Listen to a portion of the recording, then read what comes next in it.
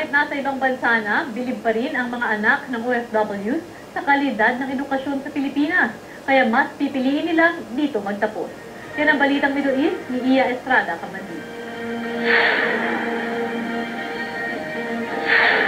Masaya si Luis Hipos na nagtapos siya ng high school sa GEM International School sa Jeddah bilang class salutatorian.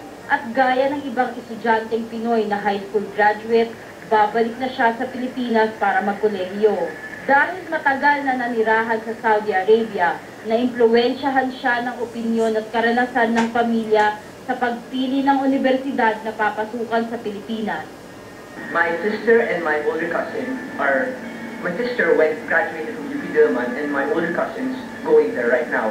So my family played a big part in choosing which school I went to. Para kay Luis, mas maganda pa rin mag-aral sa sariling bansa.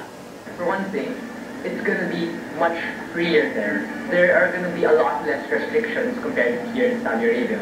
Just felt right to go back to our homeland to continue my education. It felt more natural to study in the Philippines. Maging ang mga kaibigan ay sa Pilipinas din gustong magkolehiyo.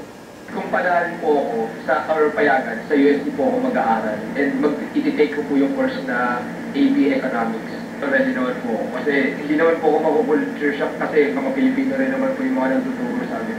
Philippines po kasi. Malaki po yung mga hindi ko lang po alam sa iba, pero ito po yung mga schools na napunta ko po. They were very big campuses.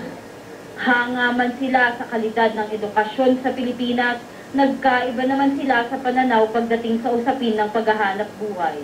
Hindi lang po yung opportunities na pwede makuha po ng trabaho sa Pilipinas. Ito po dito na madami po.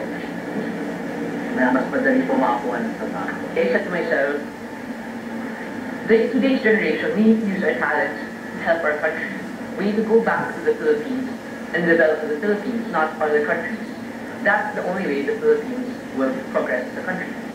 Pag-asa, kabataan, magkakaiba man ng pananaw sa edukasyon at hanap buhay, sila pa rin ang susunod na henerasyon na aakay sa Pilipinas sa hinaharap.